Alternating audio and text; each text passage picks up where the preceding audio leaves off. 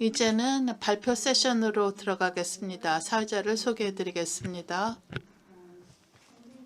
성균관대학교의 김성돈 교수님께서 나와 계시고요.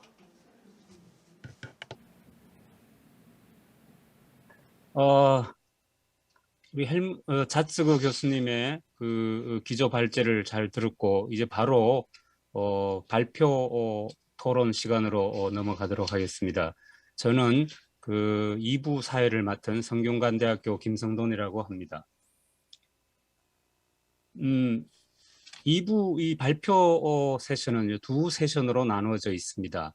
한 세션은 세 분의 발제자께서 그 전체 내용으로 보면 환경형법 내지 기후형법, 녹색형법에 관한 논의 이 경향과 전망이라는 주제로 발표를 해주시겠고, 두 번째 세션은 이제 그 내용적으로 조금 다르게 가지만 결국은 이제 하나로 모아질 텐데요. 그 국제 범죄로서 이제 그 제노사이드가 새로운 구성 요건으로 창설되는데 그 케이스로서 우리나라 가습기 살균제 사건에 대한 내용을 발표하도록 합니다. 시간 관계상 한 분당 15분 정도 발표를 하시겠습니다.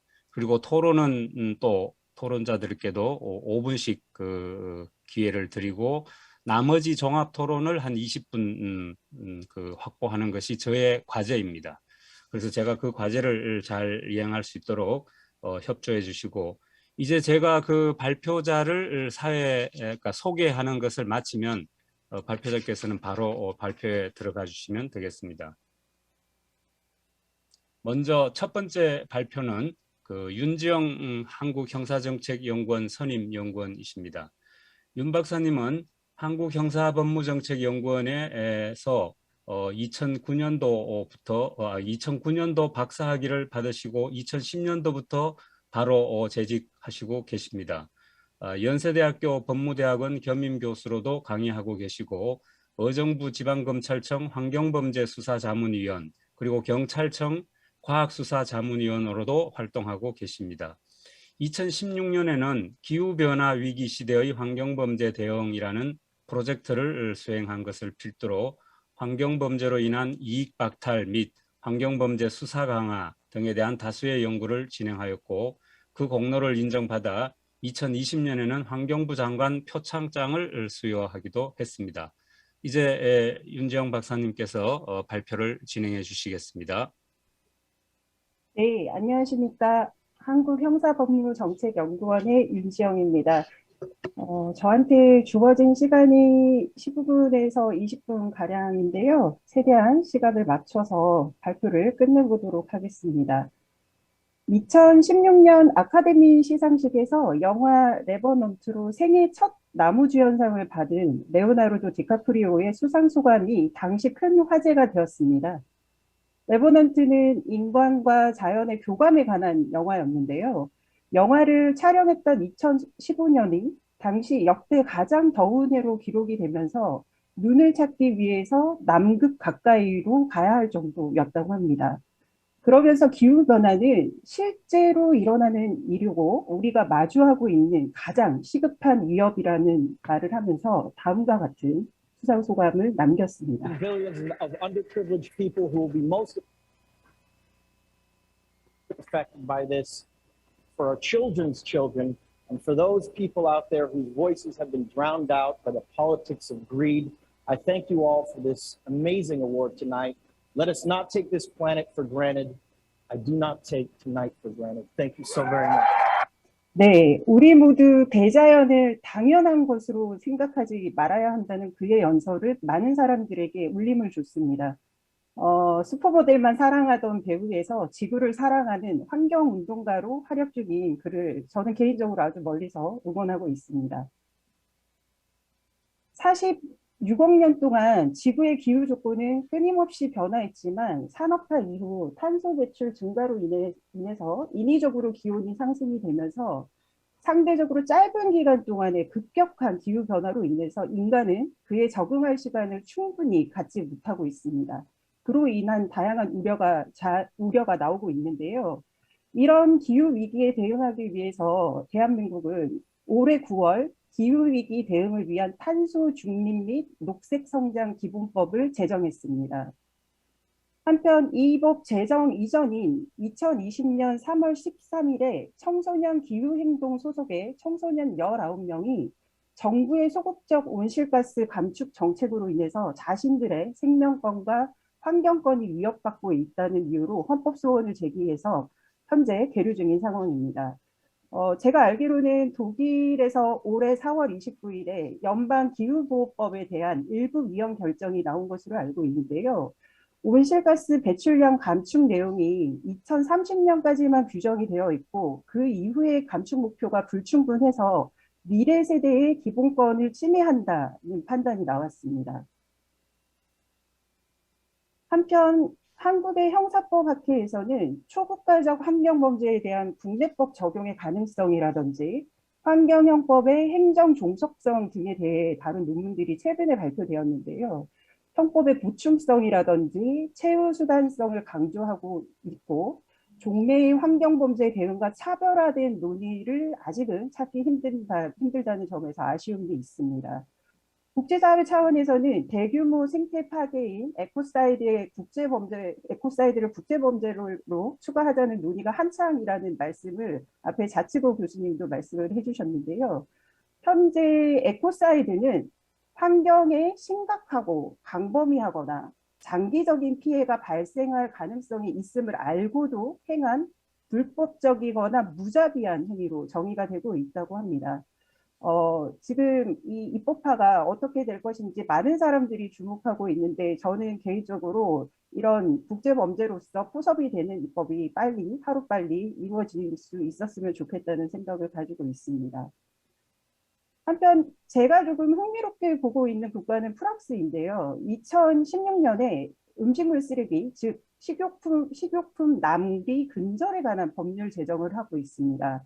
종래는 유통기간 내에 팔리지 않던 식품에 표백제라든지 물을 부어서 애당초에 그냥 사용할 수 없게 만들었었는데 이 법이 시행된 이후에 슈퍼마켓들은 유통기한이 임박한 식품을 자선단체라든지 푸드뱅크에 기부하거나 동물사료나 퇴비용으로 사용해야지 단순히 쓰레기로는 폐기 처분할 수 없도록 하고 있습니다.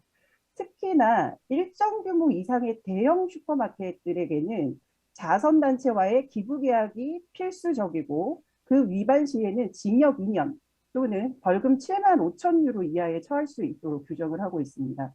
프랑스 의회가 만장일치로 이 법을 통과시켰는데요. 지구를 위해서 음식물 낭비를 줄이는 획기적인 조치라고 평가를 하고 있습니다.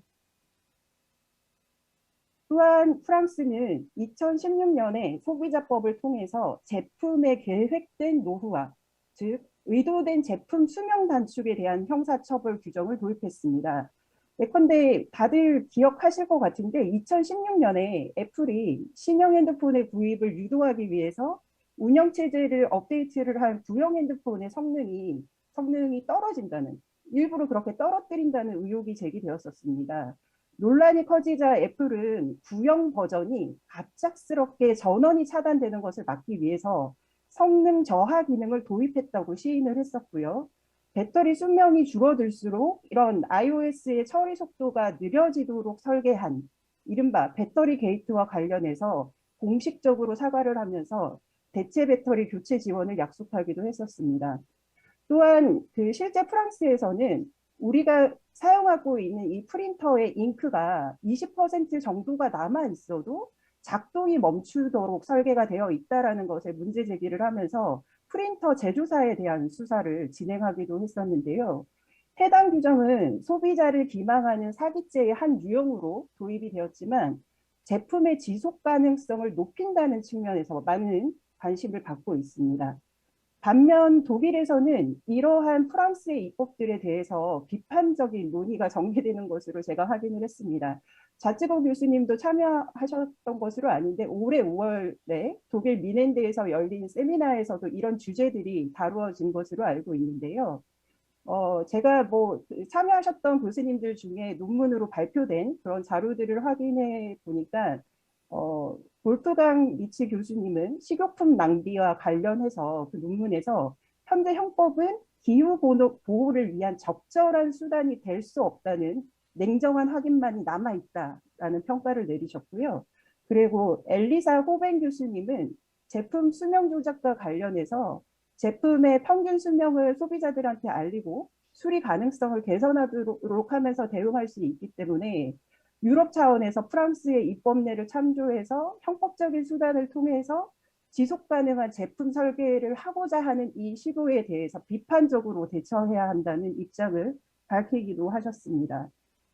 이렇듯 기후변화의 위기에 대한 대응 수단으로서 형법은 아무런 역할도 할 수 없는 것일까요? 그러한 한계를 극복할 수 있는 가능성은 없는 것인지에 대한 다소 도전적인 논의가 전개되어야 할 시점인 것 같습니다. 우선 환경범죄는 그 침해가 간접적이고 인과관계를 입증하기 곤란하다는 문제로 인해서 형법적 대응이 쉽지 않은 대표적인 영역입니다. 이에 한국에서는 환경범죄 단속법에서 이러한 특수성을 고려해서 인과관계 추정 규정을 도입하고 있는데요. 그러나 여전히 그 실효성에 대해서는 비판이 제기가 되고 있습니다. 그러나 저는 과학기술의 발전은 환경범죄의 인과관계를 보다 용이하게 입증할 수 있게 만든다고 생각하고 있습니다. TMS라 불리는 원격 감시 체계와 IBM의 AI 기반 그린 호라이즌 프로그램이 그 예인데요. 화면으로 보시는 것이 굴뚝 원격 감시 체계입니다.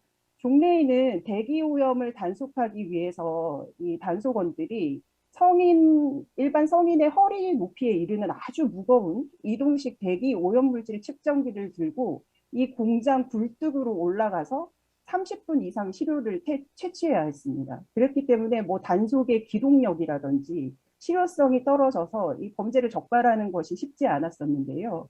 현재는 원격 감시 시스템을 통해서 환경 오염 물질의 지표가 되는 단위당 농도와 양을 연속적으로 분석해서 실시간으로 전송을 하고 있습니다.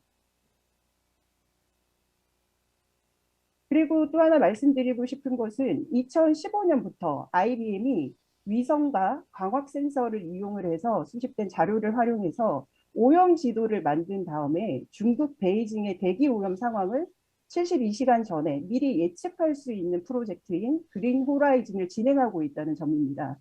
인공지능을 이용해서 오염물질의 확산 패턴을 파악하고 오염 수치를 예측해서 오염 경보를 발령하고 있는데요.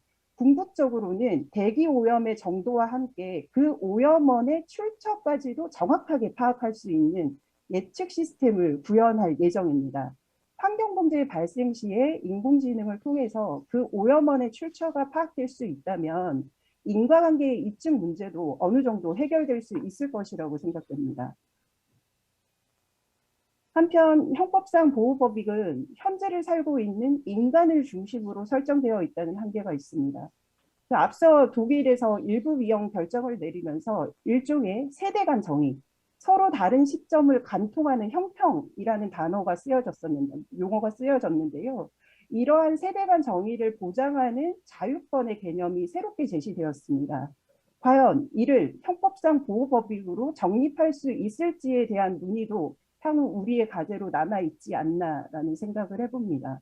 무엇보다 인간 중심적으로 설정된 형법상의 보호법익은 인간과 자연의 조화로운 발전을 추구하는 생태 중심적인 보호법익으로 전환되어야 할 것입니다.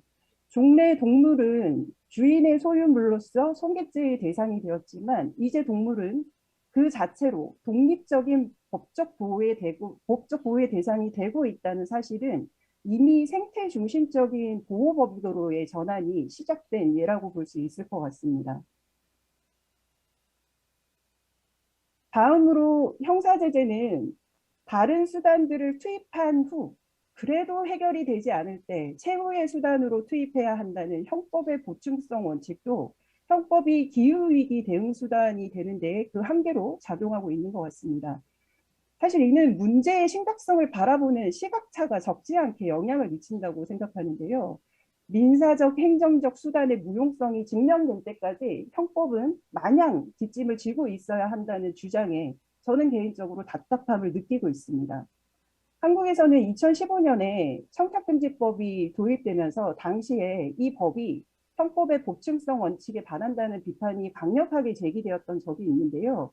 이 법이 시행이 되고 6년가량이 지난 지금 현재는 이러한 입법이 우리 사회에 만연해 있던 부정청탁 문화를 바꾸었다는 긍정적인 평가가 내려지고 있습니다.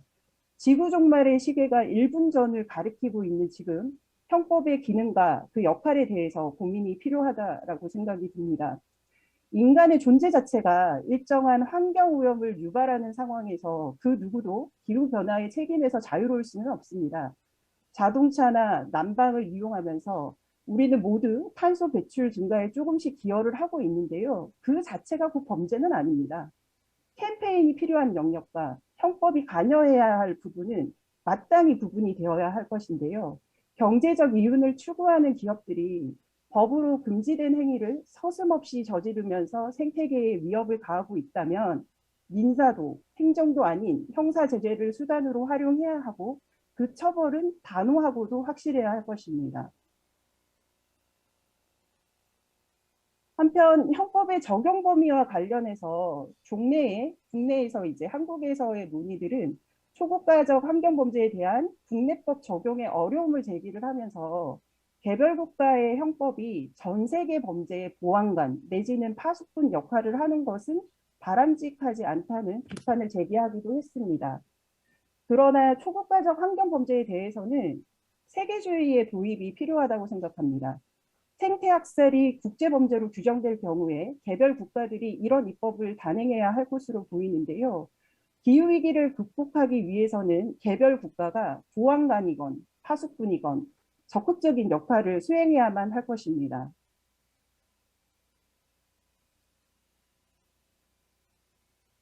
얼마 전 제26차 유엔 기후변화 협약 당사국 총회에서 투발루 외무장관의 화상 연설이 화제가 되었습니다.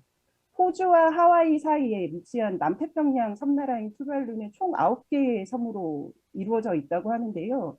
평균 해발 고도가 3m 정도로 매우 낮은 곳이라고 합니다. 지구 온난화로 인해서 해수면이 상승하면서 이미 2개의 섬이 잠긴 상황이고요. 나라 전체가 잠길 위협에 처해 있는데요. 이 영상 한번 같이 보시죠. We cannot wait for speeches when the sea is rising around us all the time. Climate mobility must come to the forefront. We must take bold, alternative action today to secure tomorrow. Aftailasi, Tuvalu Motetua.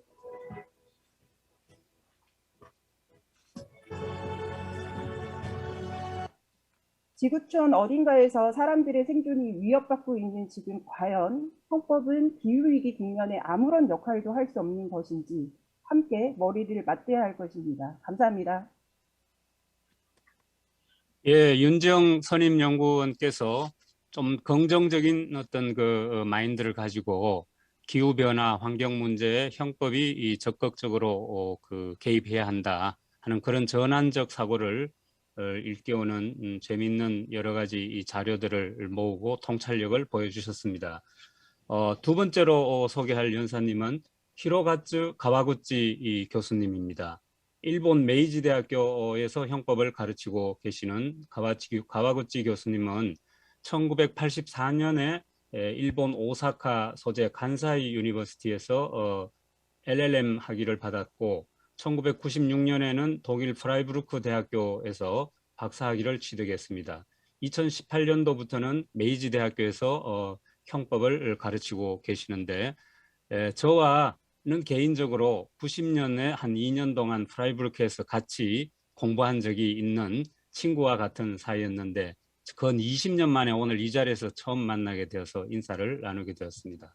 당시도 그 주제가 그 장기 이식, 오르간 트랜스플란테이션이라는 아주 선도적인 주제를 연구하셨는데 지금도 또 변함없이 아주 선제적인 그런 분야를 또 파고들어서 존경하는 마음으로 이 자리에 그 소개를 드립니다. 시작해 주십시오.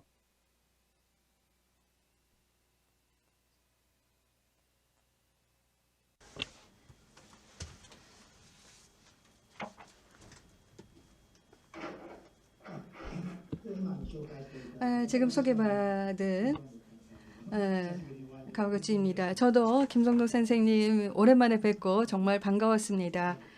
예, 앞으로 또 뵐 수 있는 기회가 더 많았으면 합니다. 자, 오늘은 이와 같이 아주 흥미로운 포럼에 초대해 주셔서 정말 제게는 아주 큰 영광스러운 일입니다. 관계자 여러분께 진심으로 감사드립니다. 오늘 제 보고에서는 기상변화 문제와 관련해서 기후변화 문제와 관련해서 중요한 의의를 갖는다고 제가 생각하는 환경형법의 여기 제목에 있듯이 예방원칙과 그리고 누적범에 관한 독일어는 크리마이토인스피어라고 얘기를 하는데요. 이 두 개의 원칙에 관해서 말씀을 드리도록 하겠습니다. 자, 그러면 먼저 그 예방 원칙의 의의에 대해서 보시겠습니다.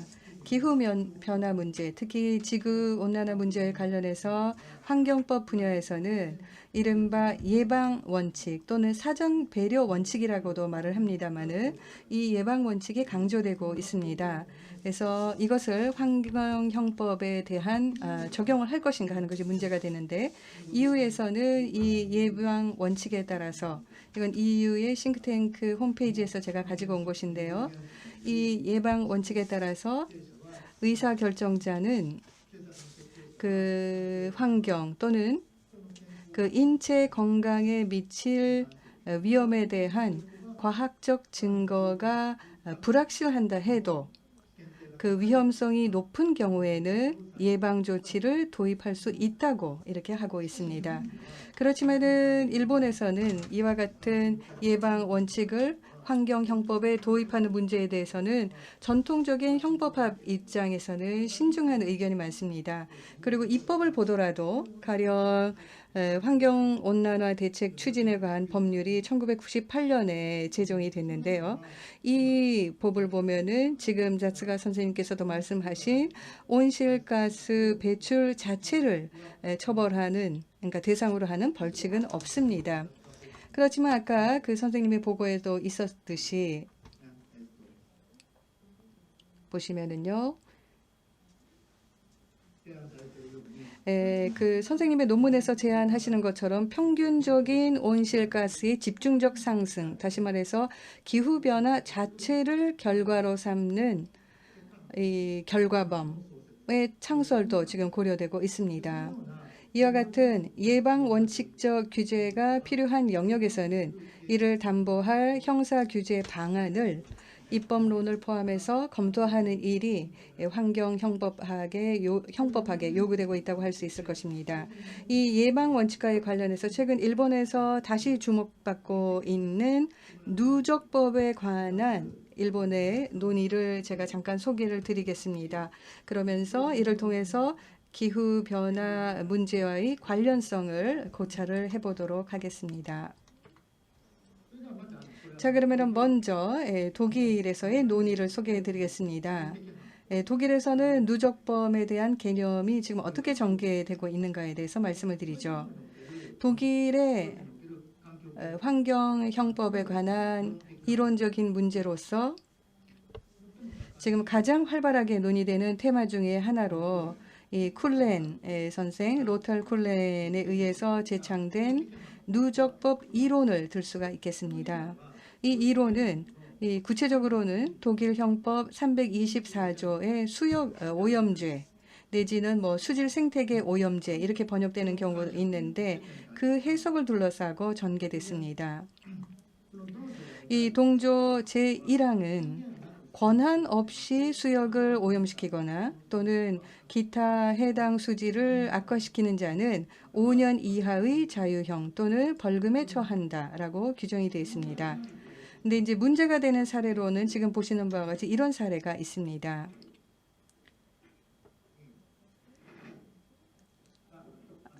지금 여기 사례가 나와 있죠. 이게 전형적인 이제 사례로 흔히 드는 사례가 되겠습니다. 잠깐 소개를 드리면 지금 A, B, C 세 사람이 있습니다. 이 세 사람이 작은 호수에 각각 따로따로 A, B, C 순으로 이 단기간에 서로 다른 장소에 가정에서 나오는 쓰레기를 폐기했습니다. 근데 이 개개의 쓰레기 폐기는 경미성 한계 이하의 양이었지만은, 다시 말해서 따로따로 버린 양은 경미성 한계 이하의 양이었지만 이들 폐기물의 총량에서는 아까 독일 형법 324조 1항의 구성 요건적 결과에 해당하게 된다라는 겁니다. 근데 이 사례에 있어서 지금 3개의 견해가 지금 나오고 있습니다. 본죄를 침해 결과범으로 보고 이 개별 행위와 개별 결과에 주목해서 오염과 수질 악화를 해석한 경우에 이 생각을 토대로 하면은 사실은 ABC 세 사람 모두 불가벌로 하는 것이 일관된 결론이 될 것입니다. 근데 이에 대해서 또 한 가지 다른 의견이 있는데, 이것은 독일의 입법자들이 많이 내놓는 그 의견인데, 이 세 개의 개별적인 결과에 대해서 생각을 한 것이 아니라 전체적인 결과를 상정을 해서 A, B, C의 각 개별 행위에 이 결과를 기속시키는 그런 그 견해가 있습니다. 그렇게 되면 A, B, C는 모두 처벌 대상이 된다라는 것이죠.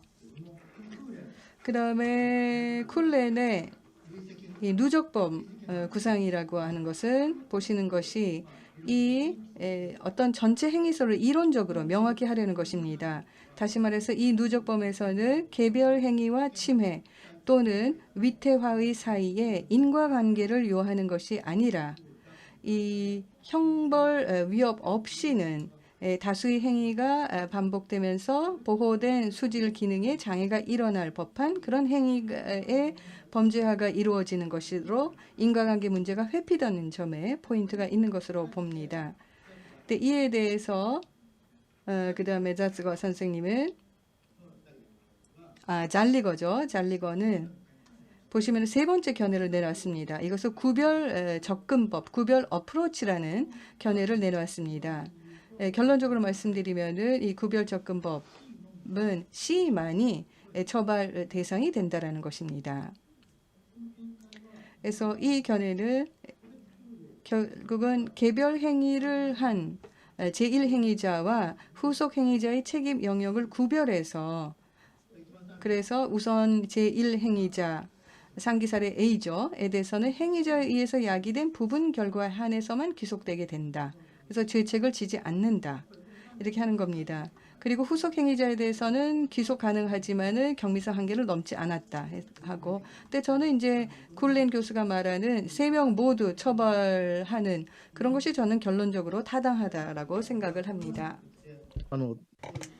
그럼 독일의 환경형법을 도입한 그 누적범 구상, 그걸 일본의 논의가 어떻게 되고 있는지를 참조하면서 그것이 기후 변화에 어떻게 적용 가능할 것인지 거기에 대해서도 포함해서 일본에 어떤 논의가 있는지를 소개하고자 합니다.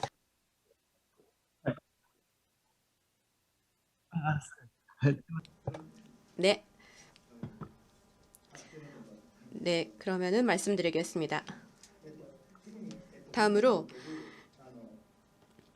일본에서의 누적범 긍정론에 대해서 그리고 또 부정론에 대해서 말씀드리도록 하겠습니다. 먼저 일본에서 쿨렌이 누적범 이론을 제창하기 전에 1978년 이미 히라노 교수라는 유명한 분이 어떤 물질의 배출이 누적되어 처음으로 비로소 위험이 발생했을 경우 다른 곳에서 나온 배출물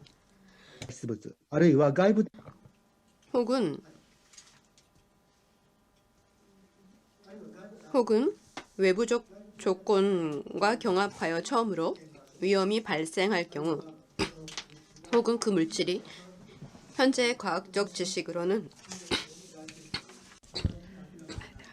그래서 현재 과학적 지식으로는 사람의 건강에 해가 있는지 여부가 반드시 명확하지 않을 경우에 대처 방법에 대한 문제 제기를 해왔습니다. 그러니까는 히라노 씨는 누적범이라는 말은 쓰지 않았지만 그 요점이 뭐 이미 제시돼 있다라고 평가를 받고 있습니다. 그다음 이것은 최근에 나가이 마도코라는 전 주오대학 교수님이 계신데요. 이분이 지금 여기 나와 있듯이 환경형법에 대해서 재작년에 이제 이러한 의견들을 특히 많이 나왔었는데요. 여기서 이제 나와 있는 내용을 제가 발췌했습니다. 이 나가이 선생님도 이 누적범에 대해서 긍정하는 견해를 주장하시는 분입니다. 이 나가이 교수는 누적범을 미래 세대의 환경 보전에서 빼놓을 수 없는 예방 원칙과 결부된 불확실한 위험을 초래하는 특수한 추상적 위험범, 다시 말해서 누적 위험범으로 처벌할 수 있다고 하면서 전통적인 형법에서의 추상적 위험범이 다시 말해서 미연 방지 원칙, 나중에 다시 설명드리겠습니다만은 이 원칙에 일치하는 것에 대해서 누적으로 인한 위험 증거가 처벌에 해당하는 것은 예방 원칙을 원용해서 비로소 정당화된다. 이렇게 지금 보고 있다고 얘기했습니다. 다만 예방 원칙의 적용이 허용되는 것은 불가역적인 되돌릴 수 없는 중대 법익 침해의 위험이 있는 경우에만 한한다라고 얘기를 합니다. 그래서 이 예방 원칙과 누적범을 굉장히 서로 결부시키면서 적극적으로 누적범에 대한 긍정론을 펼치고 계십니다. 저는 나가이 선생님의 설이 지금 EU에서 채용되고 있는 예방 원칙을 강조하는 그러한 점에 대해서는 제가 높이 평가를 하고 싶습니다. 하지만 누적범을 일종의 추상적인 위험범으로 간주하는 점에 대해서는 저는 좀 의문을 갖고 있습니다. 왜냐하면은 그 누적범이라는 것은 독일에서는 아까 여러분이 들으신 바와 같이 쿨렌에서는 일종의 침해 결과범으로 이해를 하고 있기 때문이죠. 자, 그러면은 그 다음에는 조금 비판적인 부정론에 대해서 말씀을 드리게 하겠습니다. 완전히 뭐 부정하는 것은 아닙니다만은 이 누적범을 미연 방지 원칙과 관련해서 보는 경우입니다. 특히 이제 일본에서 이런 논의가 많이 이루어지고 있는데, 그러니까 예방적인 조치를 취하는 경우에서는 지금 여기에 지금 나와 있듯이 예방 원칙의 경우에는 예를 들어서 과학적으로 증명될 위험성에 관해서 피해를 피하기 위해서는 일본에서는 환경 법학자들도 이런 것들을 이제 주장하는 경우가 많은데 역시 과학적인 증거가 제대로 돼 있지 않은 경우에 대해서는 법적인 규제를 취해서는 안 된다라고 하는 것이 통설이고 지금 많이 있습니다. 그래서 이 미연 방지 원칙이라고 불리는 원칙을 결부시키려는 견해도 지금 나타나고 있습니다. 그런데 예방 원칙이 아니라 아까 나가이 씨가 얘기를 했듯이 예방 원칙과 결부시키는 것이 아니라 제가 방금 말씀드렸듯이 미연 방지 원칙이라는 예를 들어 과학적인 증거가 없이는 처벌하기가 어렵다라는 것이 굉장히 일본 학자에서 많이 나오고 있습니다. 그 대표적인 논자가 리스메이칸 대학의 가몬 유라는 선생님이십니다. 이 가몬 선생님은 누적범이라고 하는 것은 분명히 해당 행위만을 보면 법적으로 보호가 되어 있는 이익을 침해하지는 않지만 다른 유사 행위 양태와의 공동작용에 의해서 중대한 침해를 일으킬 수 있는 행위 양태를 가리킨다. 이렇게 말하고 있습니다. 그래서 예를 들고 있는 것이 쓰레기 무단 투기 금지와 같은 환경 보호를 위한 처벌 규정인데요. 이들 범죄의 정당화를 위해서는 그 자체가 인간 존재에 장차 어떤 실질적인 피해가 발생을 할 것인가 라는 점에 대해서 엄격한 검증, 과학적인 증명이 있어야 된다라고 말하고 있습니다. 이런 견해는 지금 상당히 기후 온난화에 대해서 견해가 일치되고 있는데요. 요 전까지는 여기에 대해서도 뭐 기후 온난화의 원인에 대해서도 과학적인 증명이 꼭 그렇게 이산화탄소의 증가 외의 요인도 있다라든지 많은 논의가 있었고 일본에서는 여전히 여러 견해가 꽤 있습니다. 네, 그렇게 이론, 반론이 있는 그런 기후 변화 문제에 대해서는 형법은 개입할 수 없다라고 되어 있는데, 그런데 그렇게 되면 나가이 교수가 말하듯 이미 손을 쓸 수 없는 상황이 되어버리지 않을까 싶습니다. 그럼 다음으로 더 완전히 누적범이라는 개념을 비판하고 있는 두 분의 견해를 소개하고자 합니다. 먼저 첫 번째가 제일 교포, 제일 한국인 분이시는데요. 류코쿠 대학, 일본 류코쿠 대학의 김상균 교수님의 견해입니다. 이 김상균 교수님에 의하면 누적범은 결과 개념을 확장시켜서 이것이 가지는 한계 부여의 의의를 상실시키게 되고, 그래서 구성 요건의 자유보장 기능을 저하시켜 그 시민 생활에 대한 과도한 국가적 개입을 허용하는 것으로 이어진다고 비판하고 있습니다. 이에 대해서 앞서 말씀드렸던 나가이 교수님은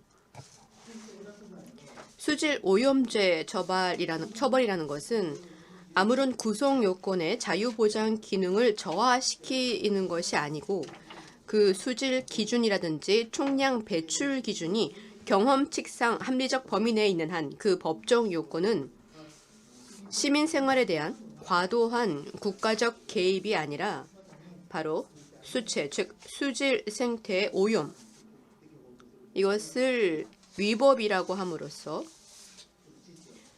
칫소 미나마타병 사건, 그런 전 세계적으로 유명한 사건을 일으킨 그런 경험에서 비추어 봤을 때 시민 생활을 보호하기 위해 필요한 국가적 개입이다라고 말할 수 있다라고 나가이 교수님은 반론하고 있습니다. 다음으로 이번에는 국립대만대학교의 쉐유웨이 교수님의 견해를 소개하겠습니다. 이 쉐유웨이 교수님은 대만 국립대학의 교수님이신데요. 이분이 일본의 교토 대학에서 여기 그 추상적 경범의 유명한 그 박사 논문을 소개하신 분입니다. 일본에서도 대단히 저명하신 교수님이시고요. 일본에서 일본어로 직접 박사 논문을 취득하셨는데 잠시 소개하겠습니다. 이 쉐 교수님도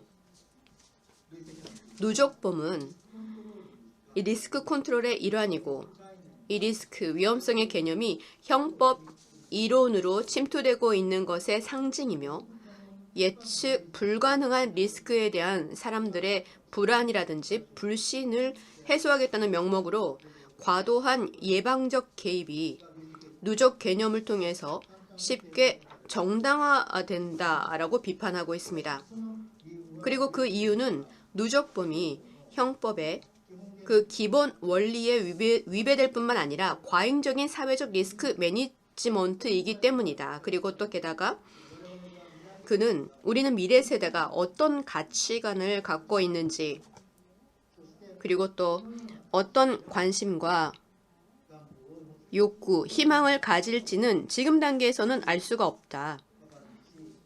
그리고 사람들의 가치관, 사고방식, 삶의 방식은 같은 세대라도 각자 달라서 수백 년, 수천 년 이후에 그 세대와 공통이 될 만한 환경 윤리를 고려하고 배려하는 것은 거의 무리라고 할 수 있다고 했습니다. 그래서 결국 미래 세대에 대한 배려를 주장하는 나가이 교수님의 견해는 현존 세대가 미래 세대에 대한 패터널리즘, 즉 가부장적 간섭주의, 온종주의에 빠지게 될 것이라고 비판했습니다. 여기에 대해서 나가이 교수님은 또 신랄하게 비판을 하고 있는데요.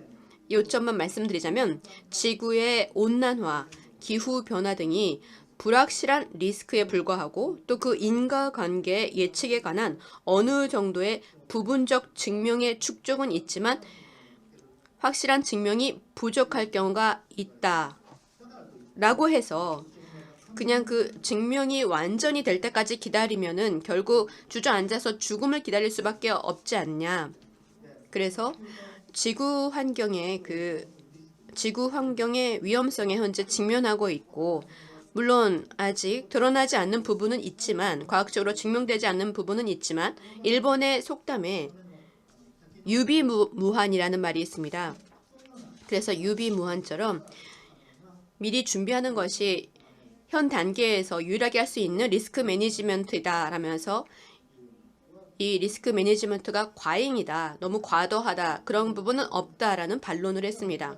그리고 또 후자의 그 패터널리즘이라는 비판에 대해서도 이 패터널리즘이라는 것은 우리한테 꼭 필요한 공존을 위한 호혜적 이타 행동에서 유래되는 것이며 올바른 패터널리즘을 그 타인에 대한 불필요한 간섭과 혼동해서는 안 된다라고 그 샤 교수님의 견해는 잘못됐다라고 나가이 교수님은 강하게 신랄하게 비판을 했습니다.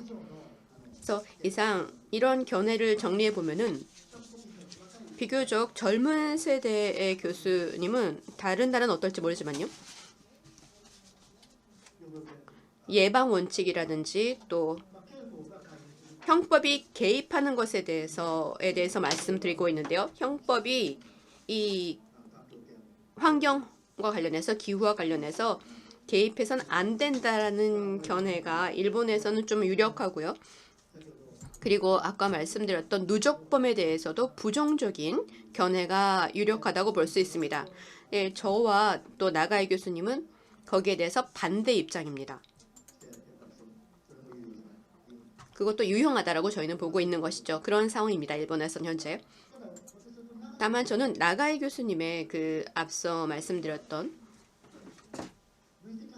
누적범의 해석 그 자체가 아까 지적한 바와 같이 이것이 일종의 추상적 경범의 문제라고 있고요. 먼 위험이다라고 바라보고 있습니다. 근데 현재 이거는 예를 들어 아까 자츠가 교수님의 견해에서도 나왔듯이 기후 변화와 관련돼서 대기 중에 이산화탄소의 그 배출, 축적화는 이미 지금 일어나고 있는 결과의 일부입니다. 그래서 이거는 추상적 경범을 처벌하기 위한 것이 아니고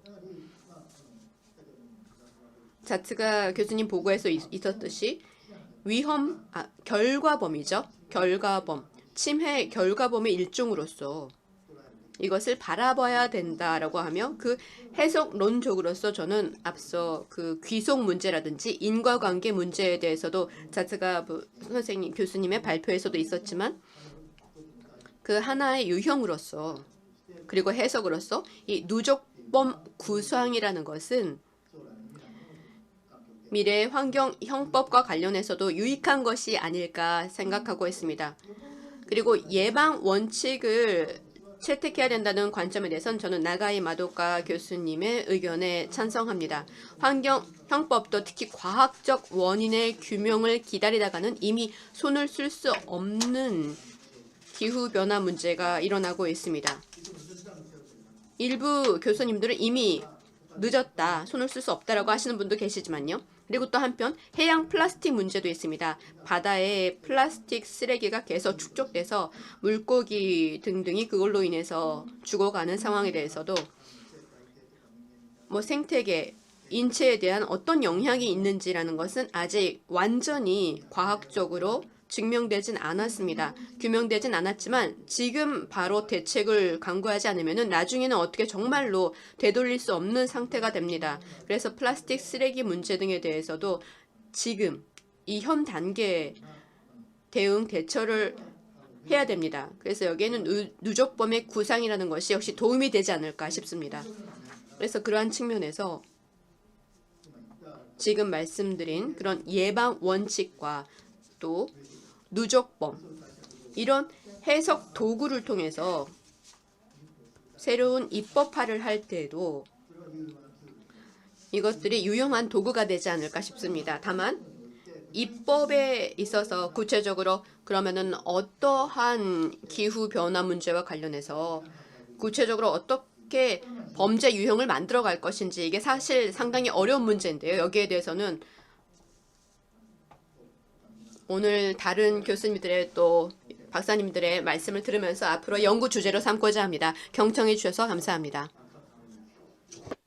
예, 가와지 교수님이 그 누적범이라는 재밌는 토픽을 가지고 그 전통적인 그 법 컨셉에서 벗어나는 패러다임의 전환을 요하는 그 길목 지점을 잘 설명해 주셨습니다. 근데 재밌는 것은 원래 이 그 학자들의 말에 그 생태의 문제, 환경의 문제는 비누적적 사고, 그러니까 완전히 전환적 사고가 필요하다고 했는데 그 전환적 사고에 이르는 도구가 누적적 사고라는 그 생각이 아주 재밌다는 생각이 들고 경우에 따라 우리의 일상생활 하나하나가 어느 날 갑자기 범죄로 축적되는 날이 올까봐 오싹해지는 기분도 듭니다. 이제 세 번째 발표자를 소개해 드리겠습니다. 세 번째 주제 발표자인 마갈리 보비오 법률 담당관님은 아르헨티나에 있는 부에노스아이레스 법과대학에서 형사법을 전공하신 변호사이십니다. 보비오 법률 담당관님은 네덜란드 암스테르담 자유대학교에서 국제범죄 및 범죄학 전공으로 석사학위를 취득하셨고 이 수석 졸업이라고 합니다. 아르헨티나의 수도인 부에노스아이레스 형사법원에서 수년간 근무하면서 판사들에게 법률 자문을 제공하셨고 현재는 국제형사재판소에서 재직 중이며 5명의 판사들에게 법률 자문을 제공하고 있습니다. 보비오 법률 담당관님은 많은 국가에서 스페인어와 영어로 개최한 회의에 참석하셨고 국제형사법과 관련한 다양한 주제로 학술 논문을 발표하신 바 있습니다. 보비오 법률 담당관님 발표 듣겠습니다. Thank you very much for your very 예, 감사합니다. 이렇게 저를 소개해 주셔서 감사하고 또 초청해 주셔서 감사합니다. 이 자리에서 함께 논의를 하게 돼서 영광으로 생각합니다. 이제 15분, 20분 안에 마쳐야 되기 때문에 본론으로 들어가겠습니다. 모두 다 슬라이드가 보이시는지 모르겠네요.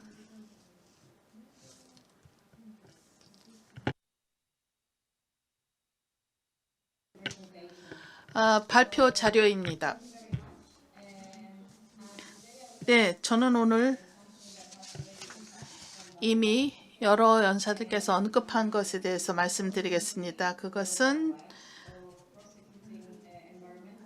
환경 범죄를 국제 범죄로 형사 소추할 수 있는 가능성에 대해서 말씀을 드리겠습니다.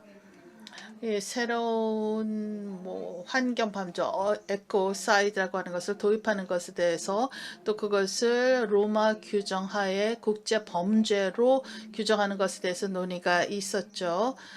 지금은 없습니다. 그래서 저는 여기에 대한 답을 모색해 보겠습니다. 먼저 한 가지 말씀을 드리겠습니다. 항상 제가 말씀을 드려야 되는 것은요. 제가 ICC에서 일을 하기 때문에 꼭 말씀드려야 되는 것은 오늘 말씀드린 것은 저의 개인적인 견해고 ICC의 견해는 공식적인 입장은 아니라는 것입니다.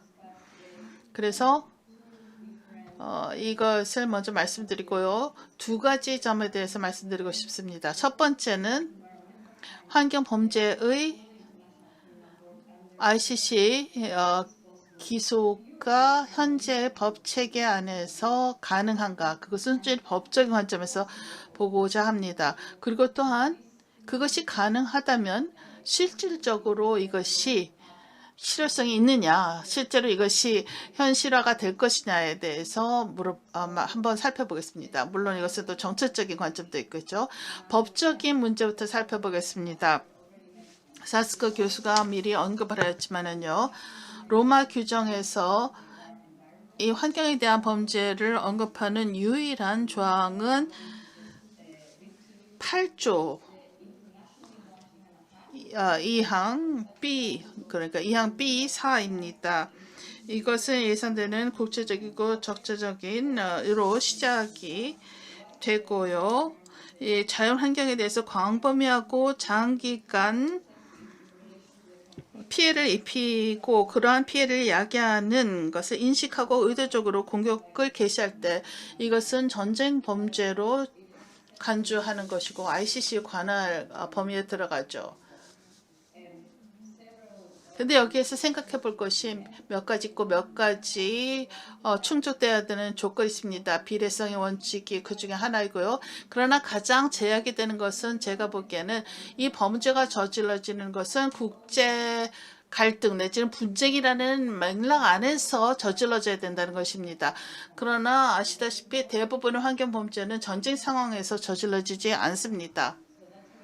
그래서 무력 분쟁이 아닌 상황에서 이루어지는 환경 범죄에 대해서 아직 모호한 것이죠. 바로 그러한 이유 때문에 이 조항에 의해서 ICC에서 다룬 환경 범죄는 없는 것입니다. 그 다음에는 환경 범죄를 과연 그 집단 학살의 행위로 다룰 수 있느냐입니다. 제가 봤을 때 가장 중요한 것은 의도적이라야만 이것이 집단 학살의 죄에 해당하는 것이 가장 큰 제약이 됩니다. 환경 범죄 자체가 뭔가 파괴하게 되는 의도를 갖고 행해져야 된다는 것이죠. 그리고 또 이 6조에 하면은 특정한 집단 인종 집단을 대상으로 저질러지는 죄라야 됩니다. 그런 의미에서 이 인도에 반한 죄라고 하는 것이 어쩌면은 좀 더 현실적으로 적용할 수 있는 조항이 아닌가, 범죄가 아닌가 하는 학자들이 있습니다. 그러면은 환경 범죄의 형사 기소를 할 때 그것을 인도에 반한 죄로 기소를 하는 것에 대해서 몇 가지 생각을 해봐야 되는 것이 있습니다. 우선 인도에 반한 죄라고 하는 것은 인간에 대한 해이에 초점을 맞추고 있습니다. 그 환경 자체에 대한 어떠한 침해에 초점을 맞추고 있지는 않습니다. 그래서 이 환경 범죄는 자연에 피해를 입혀야 되는데요. 그러한 이유 때문에 이것이 어떤 인간의 행위다라고 간주할 수 있는가가 문제가 됩니다. 환경 범죄가 하나의 수단이 되어서 인권을 침해하는 것으로 사용되었다. 그래서 인간에게 피해를 입혔다. 라고 한다면 이 두 가지를 연결할 수 있을 것입니다. 그래서 항상은 아니지만 어떤 경우에는 특정한 조건이 충족되면 환경 범죄가 인간에게 해를 입힐 수가 있고 따라서 인간에 대한 죄로 볼 수가 있는 것이죠. 또 하나 중요한 것은 이 7조 1항 중에서 어떠한 규정의 환경 범죄가 포함되느냐입니다. 여기에 세 가지 제가 언급을 하고 있는데요. 이 주제에 대해서 리서치를 하면서 본 것입니다. 어떤 사람들은 이것을 71K로 볼 수가 있다고 하고 있습니다. 이것은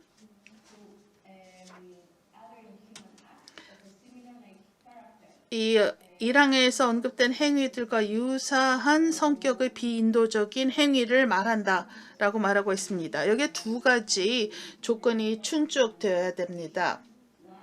하나는 굉장히 중대한 해를 입혀야 된다는 것이고, 그 다음에는 그 특성 자체가 7.1이라고 하는 범죄와 성격이 유사해야 됩니다. 또 하나는 이것은 조금 까다로운 것인데요. 환경 범죄를 하나의 절멸 행위로 기소할 수 있느냐입니다. 이것은 7조 1항 B에 들어가 있는데요. 그러니까 어떠한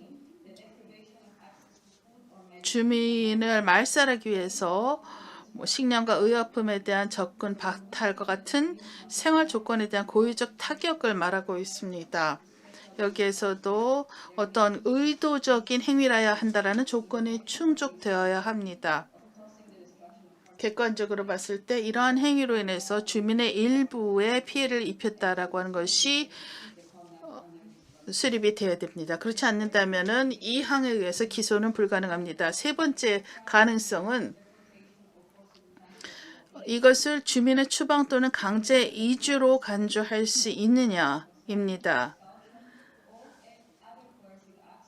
주민을 추방하거나 또는 다른 강요적 행위에 의하여 그들이 합법적으로 거주하는 지역으로부터 강제적으로 퇴거시키는 것을 말합니다. 예, 국제법상 허용되는 근거 없이 이러한 행위를 저질렀을 때죠. 유엔의 특별보고관은 이것에 대해서 분석을 하면서 어떤 인간의 자산에 대한 중대한 침해가 있어야 된다라고 하는데요. 자산에는 환경도 포함될 수 있지 않을까 생각해 봐야 될 것입니다. 물론 여러 가지 다른 가능성도 있겠지만은 지금 말씀드린 것들이 주로 학자들이 말하고 있는 것입니다. 그 다음에는 이들 금지 조항 중에서 환경범죄에 적용해야 되는 것이 무엇이냐라고 이야기를 할 때 몇 가지 정립돼야 되는 것이 있습니다. 그 중에 가장 중요한 것이 인과성입니다. 그 인권 침해와 또 그 피해 간의 인과성이 성립이 되어야 됩니다.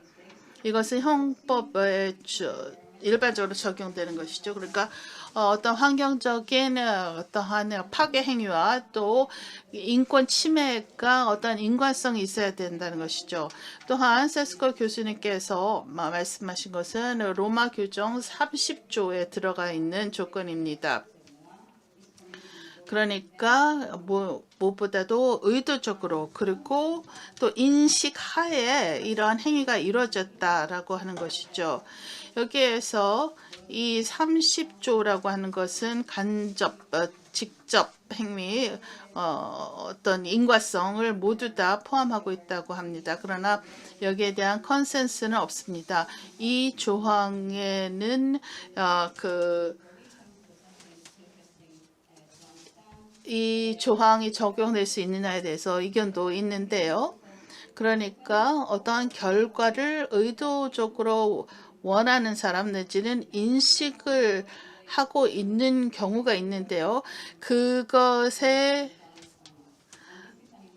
포함되는 행위에 대해서 의견이 분분합니다. 환경범죄의 기소 가능성에 대해서 생각해 볼 때 반드시 짚고 넘어가야 되는 것이죠. 왜냐하면 일반적으로 이런 유형의 범죄는 직접 어떤 민간인에게 피해를 입히겠다라는 의도로 저질러지지는 않습니다. 다만 그 행위의 결과로 나타나는 것이죠.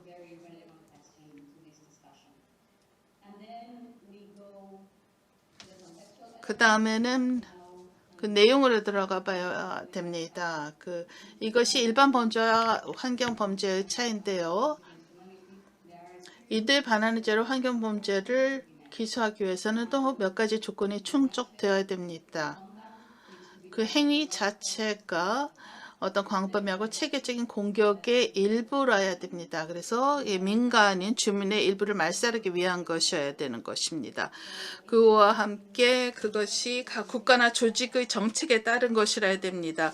여기에서 민간인 주민에 대한 공격이라고 하고 있는데요. 여기에 반드시 물리적인 폭력이 포함되지는 않아도 됩니다. 여기에서 문제가 되는 것은 인권은 침해하는 행위지만은 반드시 물리적인 폭력은 관여되지 않는 경우도 있습니다.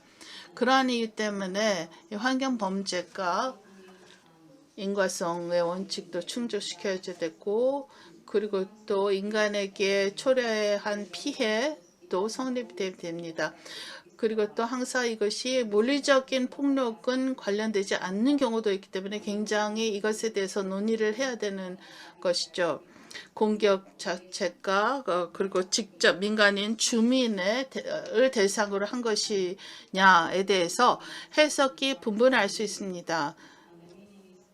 이 의미가 최근에 좀 명료하게 설정됐는데요. 불법적인 군사 공격이라야 한다라고 해석이 됐습니다. 그래서 그 차이가 있죠. 공격 자체가 수행이 됐을 때 의식적으로 민간인에 대한 공격이라야 되고 또 공격의 목적이 다를 수도 있습니다. 그러니까 군사 공격의 경우에는 군사적인 목적이 있습니다. 그리고 이것은 민간인이 있든 없든 상관없이 어차피 공격은 수행하는 것입니다. 그런데 또 이것은 이 환경문제가 어쩌면은 민간인에 대한 공격이라고 간주될 수 있다라고 하는 의견도 있습니다. 그 어떠한 군사적인 목적은 없지만 민간인에 대한 공격으로 간주될 수 있다라고 주장하는 사람들도 있습니다. 그래서 그 환경 범죄는 민간인을 대상으로 하는 것이 1차적인 목표는 아닐 수도 있지만 어떻게 보자면은 그것으로 인한 어떤 동반 피해가 될 수도 있다라고 하는 주장이죠. 부차적인 어떠한 피해다, 부수적 피해다라고 주장을 하는 것이죠. 지금 이 ICC에서는 이 정책 자체가 민간인을 공격하는 정책은 아닐지라도 그 정책을 이행을 할 때 결국 그 민간인 주민에 대한 공격이 되는 경우가 있다라고 하는 주장도 있습니다. 또한 이 환경 범죄를 ICC에서 기소하는 데 있어서 또한 그 이의가 있는데요. 이러한 행위는 법인, 다시 말해서 이익을 추구하는 기업에 의해서 행해져야 된다. 개인에서 행해지는 것이 아니다라고 하는 것이죠. 그런데 ICC는 법인에 대한 사법권이 없습니다. 개인에 대한 사법권만 있습니다. 여기서 리글 엔티티, 법인이라는 것은 그런데 결국에는 개인들에 의해서 영위됩니다. 따라서 뭐 CEO라고 하는 개인을 기소를 하는 것은 가능하죠. 그런 것이 어떤 면에서 억지력이라는 효과도 있을 수 있습니다. 또 한 가지 생각해 봐야 되는 것은 어떠한 형벌을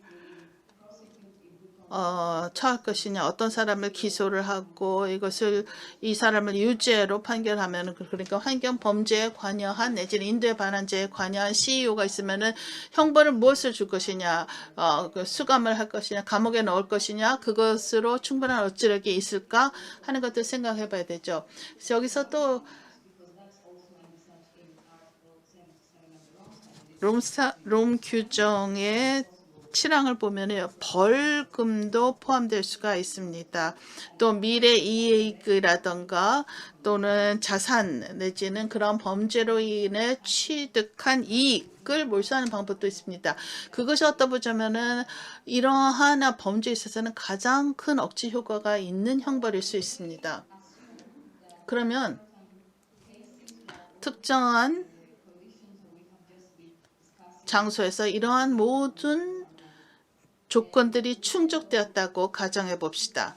그러면은 그 다음에 생각해야 되는 것은 과연 현실적으로 이러한 것이 가능할까입니다. 그런 일이 실제로 일어날까입니다. 여러분께서 아실지 모르겠는데 2016년에 ICC의 이 검찰부에서 정책 보고서를 발행했습니다.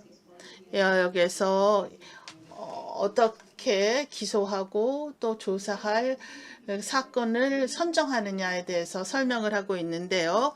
이러한 범죄의 심각성에 대해서 먼저 생각을 하고 이럴 때 소추관은 과연 그러한 행위가 환경적인 피해로 이어졌느냐를 봐야 되는데요.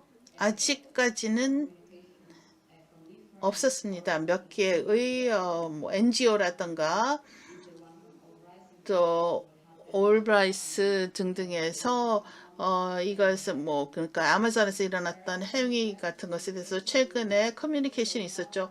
소추관들과 이러한 그 커뮤니케이션은 있었습니다. 그런데 앞으로 어떻게 될지는 두고 봐야 됩니다. 지금 현재 새로운 소추관이 임명이 됐기 때문에 앞으로 굉장히 흥미롭게 전개되지 않을까 봐야 됩니다. 하지만 잊지 않아야 되는 것이 있습니다. ICC의 목적이죠. 그것은 인류 사회의 가장 중대한 범죄를 다루는 법원입니다. 또한 물론 ICC의 범위도 거기서 범위도 한정되어 있지만은 자원도 한정되어 있습니다. 그래서 항상 이러한 문제가 제기되죠. 환경 범죄는 과연 충분히 심각해서 가장 인류 사회의 중대한 범죄 중에 하나인가입니다. 저는 개인적으로 엄마이고 자녀를 두었기 때문에 심각히 중대하다고 생각합니다. 사실 환경이 없으면은 인류는 존재할 수 없습니다. 따라서 물론 우리는 신중해야겠죠. 그리고 또 인과성이라고 하는 어떤 연계성을 수립해야 됩니다. 그러나 우리는 잊지 말아야 합니다.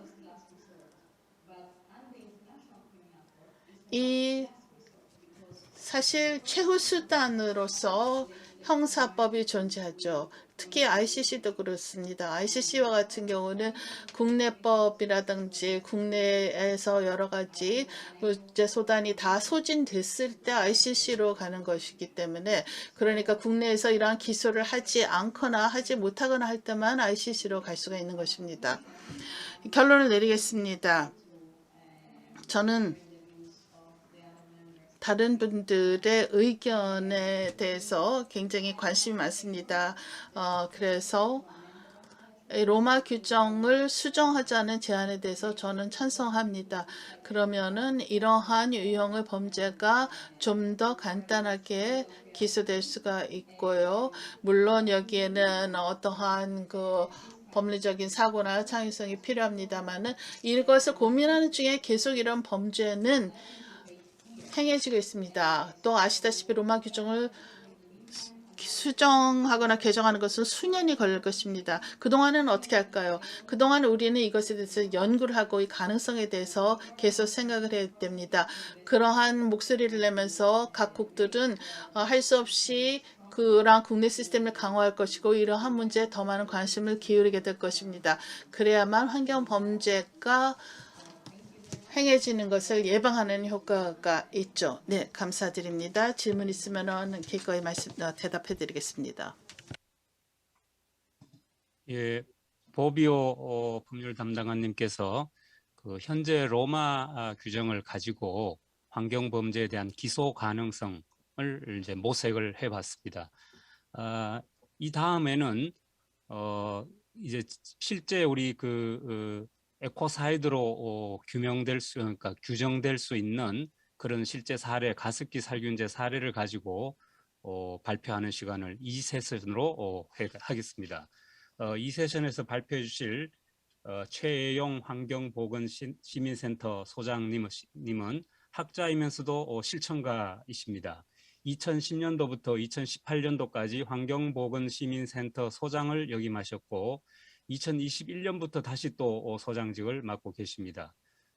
최혜용 소장님은 1989년도 서울대학교 산업공학과를 졸업하셨고 2000년도에서 2001년까지 영국 정부의 쉐버닝 장학금을 받아 런던 대학교에서 수학한 바 있고 이어서 서울대학교 보건대학원에서 환경보건학 박사학위를 취득했고 현재 환경운동연합 해양위원회와 한국 성면추방 네트워크 이사로 활동하고 계십니다. 최 소장님은 최근 이제 가습기 살균제 문제를 포함한 환경 문제와 관련해서 활발한 활동을 하고 계시고 환경보건 관련 수많은 연구 논문과 보고서를 발표하셨고 오늘 또 채팅에 보시면 최 소장님께서 쓰신 기고문 환경 문제에 대한 처벌 가능성을 다룬 기고문을 또 소개해 둔 것도 있습니다. 참고하시기 바랍니다. 이제 최 소장님 마지막 발표해 주시겠습니다.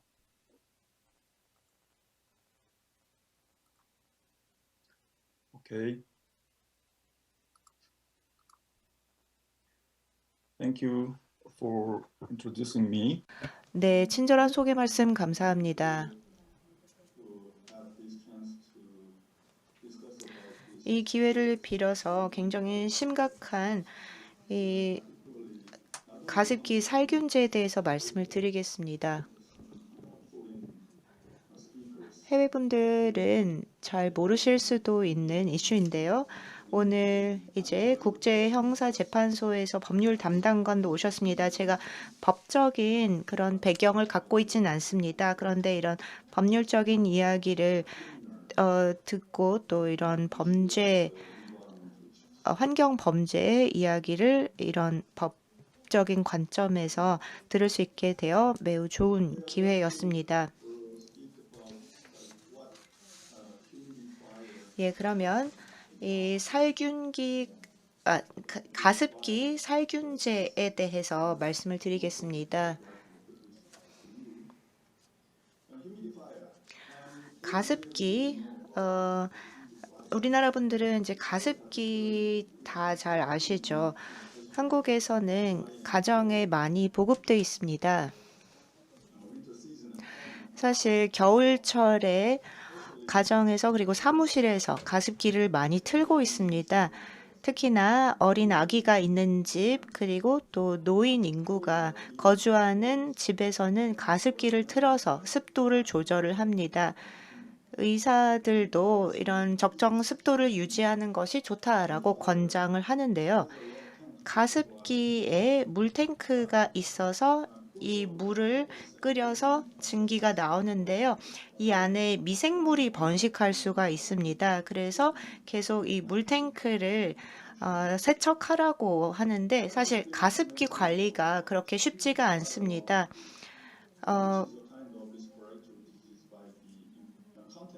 그리고 사실 이렇게 오염된 사장님 잠깐만 화면 공유에 PPT 자료를 좀 띄워주시고 하시는 게 어떻겠습니까?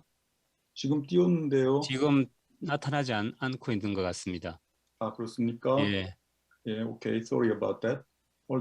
네, 죄송합니다. 잠시만 기다려 주십시오.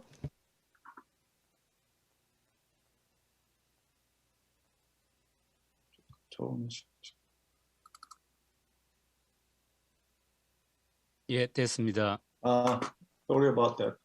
네, 죄송합니다. 네, 그러면 아까에 이어서 발표를 계속하도록 하겠습니다.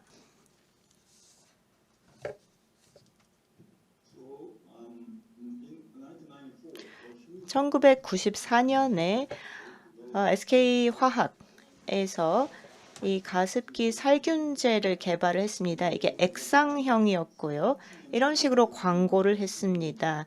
위생적으로 이 가습기를 관리할 수 있다. 물탱크에 이것만 집어넣으면 이런 미생물 번식을 피할 수 있다. 그런데 이제 18년이 지났습니다. 2011년 현재 48개 브랜드에서 거의 1000만 개가 넘는 제품이 한국에서 팔렸습니다. 미국, 중국 등 이제 한국 교포가 사는 나라에서도 일부 판매가 되었는데요. 그 판매된 가습기 살균제 제품의 사진입니다. 영국 래키트사 제품, 그 다음에 영국 테스코 삼성의 제품,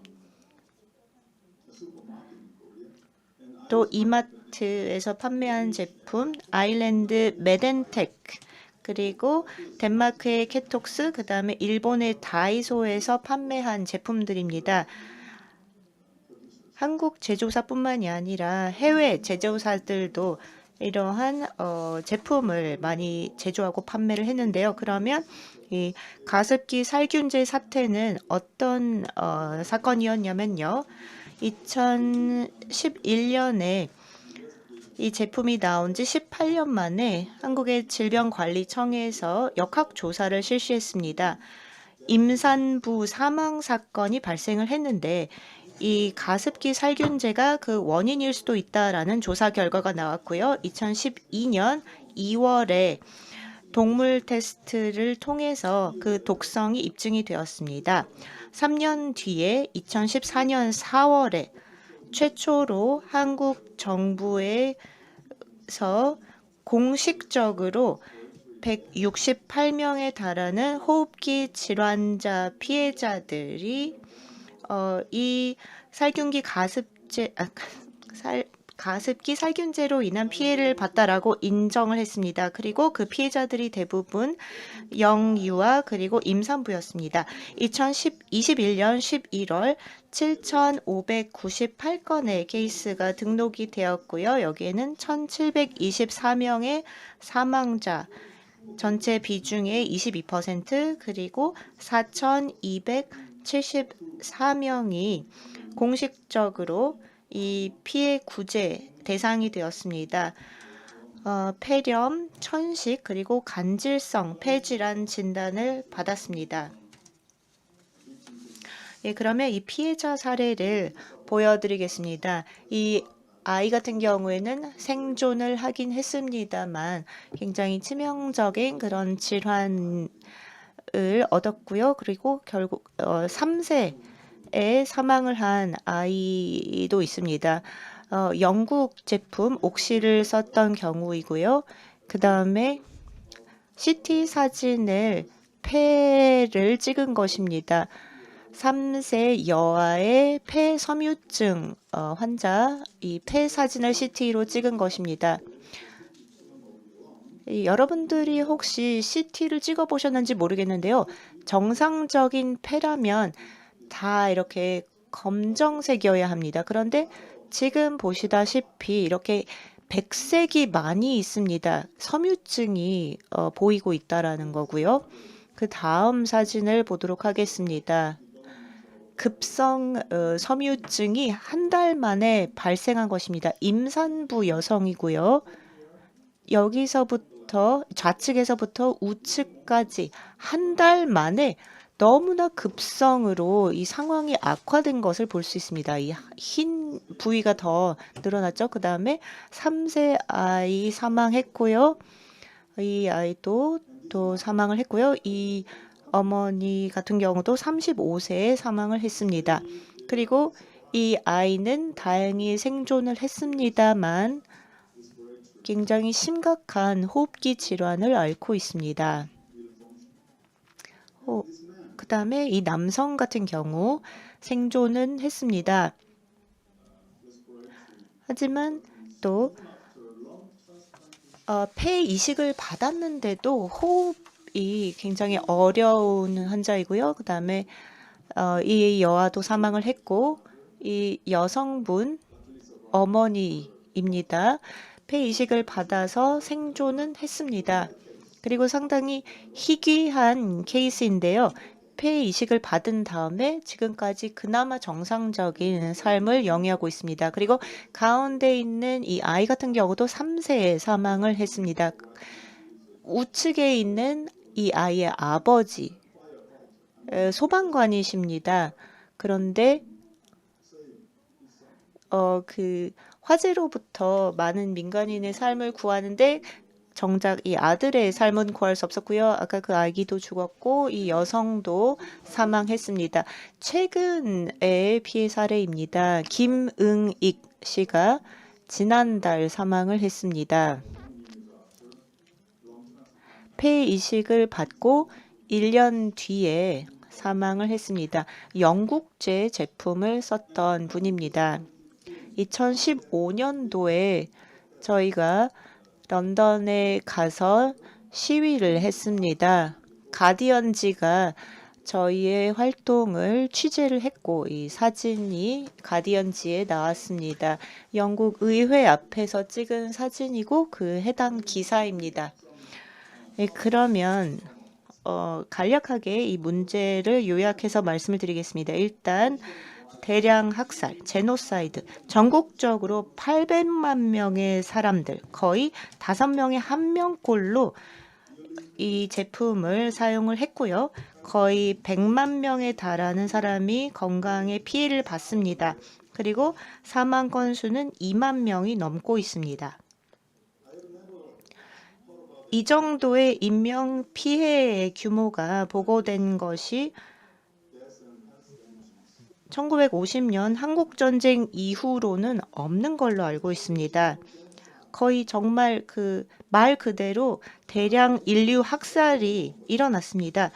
그런데 1%도 채 안 되는 지금까지 0.8%만이 피해자로 등록이 되어 있습니다. 그리고 정부 차원에서 그리고 제조사가 이 피해자를 직접 찾아 나서려는 시도를 10년째 안 하고 있습니다. 그리고 두 번째 문제는 안전조치가 취해지지 않았다라는 것입니다. 오른편의 도표를 보면 1994년부터 2011년까지 얼마나 많은 가습기 살균제가 시판되었는지를 보여주고 있습니다.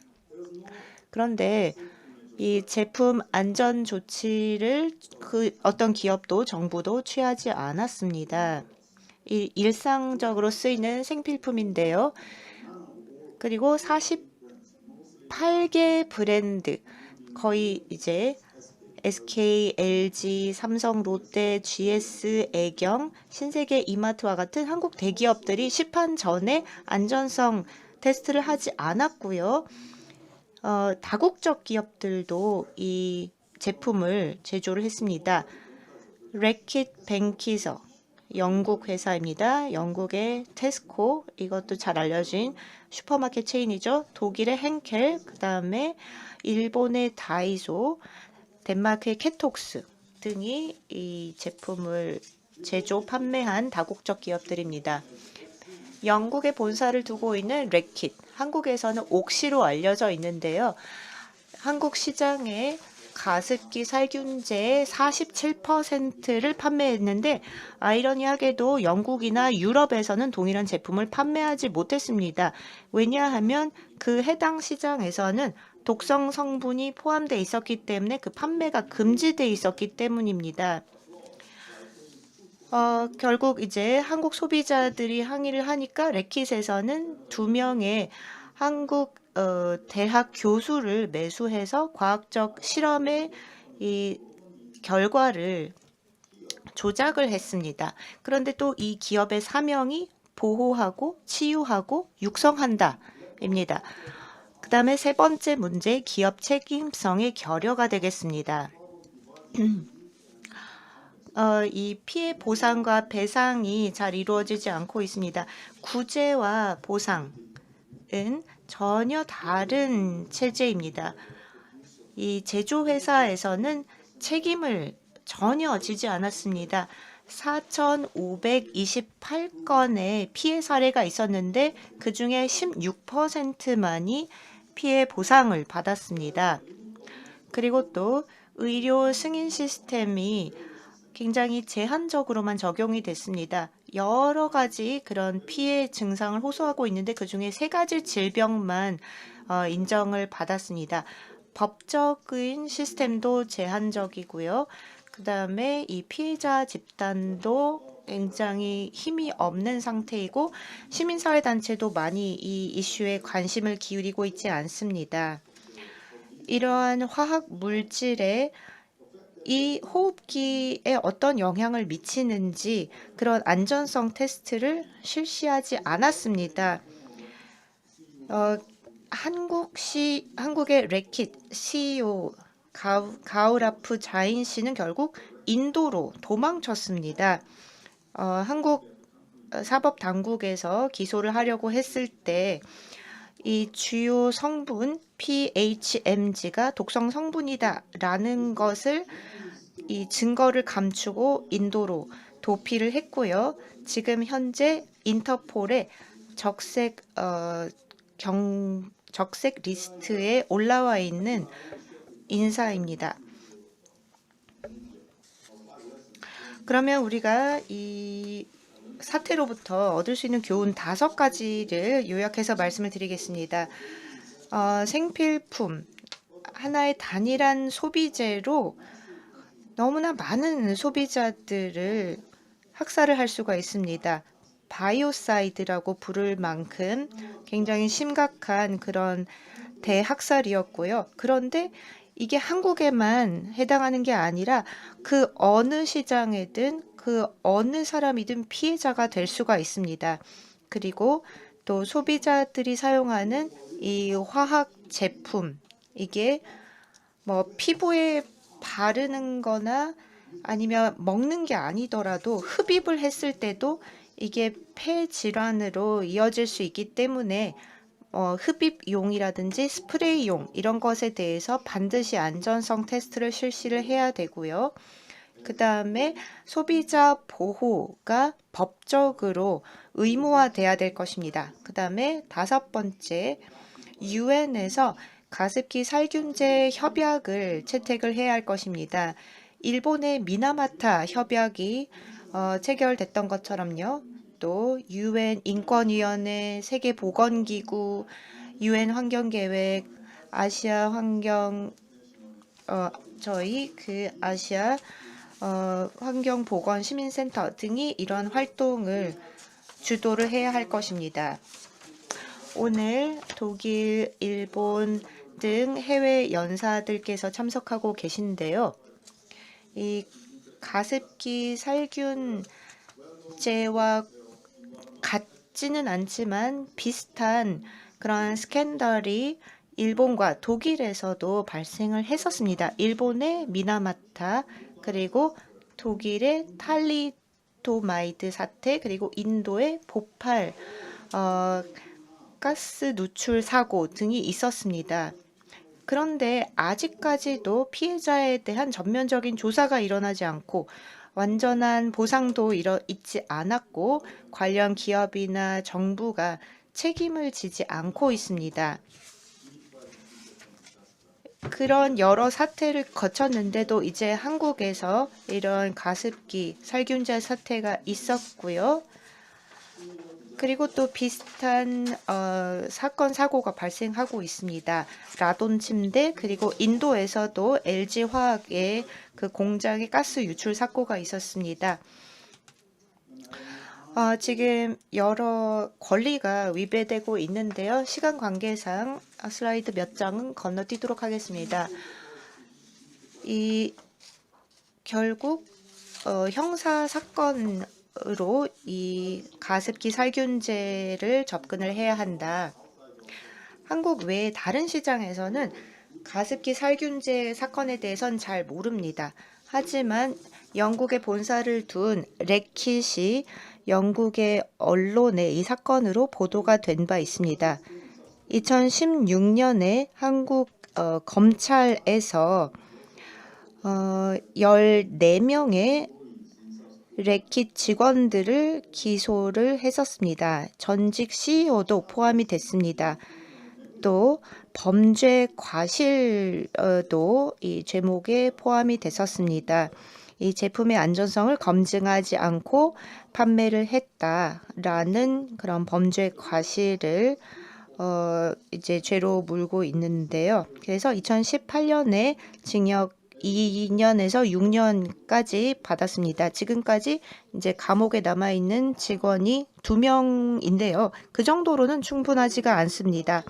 그런데 사실 아까 말씀드렸던 그 전직 CEO 가우라프 제인 씨가 인도로 도망을 쳤습니다. 그리고 또 범죄인 인도를 거부하고 있고 인도로 갔던 한국 정부 인사들을 만나지 않겠다라고 거부를 했습니다.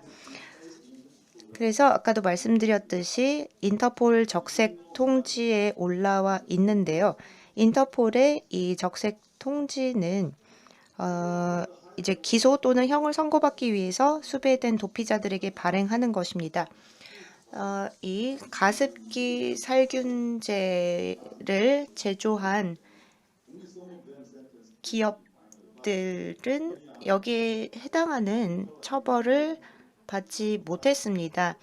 기소가 일부 되었고요. 그런데 유죄 판결로 이어진 경우는 거의 드물고 또 무죄 판결로 풀려난 사람들이 훨씬 더 많습니다. 그리고 그 어떤 정부 관료도 조사를 받지 않았습니다. 이런 인명에 큰 피해를 미치는 경우 이게 제노사이드에 해당이 되고요. 인류 대학살에 해당이 되고 특히나 취약계층, 어린아이들, 임산부 그리고 노인층이 가장 많은 피해를 받았습니다. 그리고 또 여기에 관련된 그런 다국적 기업들 또 기관들이 많이 있습니다. 그런 만큼 우리가 전면적으로 피해자 조사를 실시해야 되고요. 이것을 형사 사건으로 다뤄야 할 것입니다. 그리고 각국 정부 그리고 또 국제사법재판소 같은 그런 국제기구가 협력을 해서 이 사건을 다뤄야 할 것입니다. 감사합니다. 예, 마지막으로 최영 소장님께서 아주 그 자세한 보고와 함께 가습기 살균제 사건에 대한 자세한 보고와 함께 이걸 이제 바이오사이드로 정의하시면서 넓은 범주의 에코사이드가 될 수 있다는 한 예를 실정해 보여주셨습니다. 이제 종합 토론 시간을 갖겠습니다. 토론은 기조 발제하신 자쩌그 교수님까지 다 모시고 하는 것이 예정되어 있었는데 자쩌그 교수님이 6시 10분경에 다른 회의 때문에 이제 더 이상 참여할 수 없어서 네 분을 모시고 토론자 두 분이 이제 토론문을 잠시 한 5분 정도 말씀을 하시고 다시 또 질의응답 등등 다른 또 우리 여기 사이트를 통해서 접속하신 분들 질문 있으면 채팅을 통해서 올려주시면 또 정리해서 토론에 함께 하도록 하겠습니다. 토론자 두 분은 먼저 간단히 소개해 드리면 이성준 충북대학교 법학전문대학원 교수님이십니다. 그리고 또 한 분은 이원상 조선대학교 법과대학 교수님이신데 이 두 분은 한국에서 조금 신진은 아니지만 중진 정도, 신중진이나 될까요? 젊은 교수님들인데 다른 법학자들과는 달리 최근에 자율주행 자동차나 컴퓨터 아니면 기업 등등과 관련한 현대적인 과제들을 많이 연구하시고 있는 두 분입니다. 먼저 가나다 순회에 따라서 이성준 교수님께서 토론문을 5분 정도 정리해 주시겠습니다. 네, 반갑습니다. 이승준입니다. 오늘 웨비나로 진행되지만 존경하는 여러 교수님들과 그리고 연구자분들과 생각을 교류할 수 있게 되어서 매우 기쁘게 생각합니다. IEA 국제에너지기구의 탄소 중립 시나리오 넷제로 2050 천명 위 한국도 온실가스 감축 등 기후환경 보호에 앞장서고 있습니다. 한국이 예전에는 기후악당이라는 오명을 얻기도 했지만 지금은 사회 전반에 지속 가능하고 친환경적인 방향으로 대전환 요구에 부응하는 분위기라고 할 수 있겠습니다. 사회자께서 소개해 주신 바와 같이 저는 개인적으로 기업 범죄에 관심이 있었습니다. 그래서 기업의 사회적 책임, 그리고 환경 보호 등에 대해서 생각할 기회가 많았는데 최근에 ESG라는 새로운 기업 규범이 등장하면서 환경과 기업 활동에 대한 규율이 더욱 과시화되고 있습니다. 예컨대 한국의 대표적인 공기업이라고 할 수 있는 한국전력공사가 있습니다. 그런데 이 네덜란드 공적연금 이 탄소 배출 감축 노력이 부족하다라고 하면서 6천만 유로의 주식을 매각한 바가 있습니다. 이러한 상황에서 최근 독일의 홍수, 그리고 미국의 폭염, 그리고 터키, 그리스 산불, 그리고 캐나다의 유례없는 폭염 사태 등으로 전 세계가 폭력을 앓고 있습니다. 그런데 캐나다의 경제적 피해가 이제는 경제 성장률에도 영향을 줄 수 있다라고 예측이 되고 있고 이러한 보고에 따르면 결국 기후 그리고 환경 범죄가 인류의 생존과 직결된 문제다라고 볼 수 있을 것 같습니다. 스위스의 재보험사 스위스 RE의 발표에 따르면 기후변화 시나리오에 따라 다르지만 한 48개국 주요 국가의 경제 성장률이 2도 상승하면 4% 그리고 3도 정도 상승하면 18%까지 감소할 것이다 라고 예측이 된 바 있습니다. 그리고 한국의 경우에도 최근 10년간 한 기상 재해로 인해서 손실이 12조 원 정도로 파악이 되고 있습니다.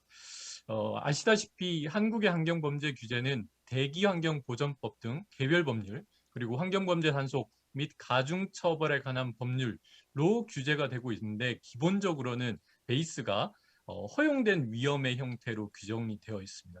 즉 사전적 규제와는 거리가 있다라고 할 수 있겠습니다.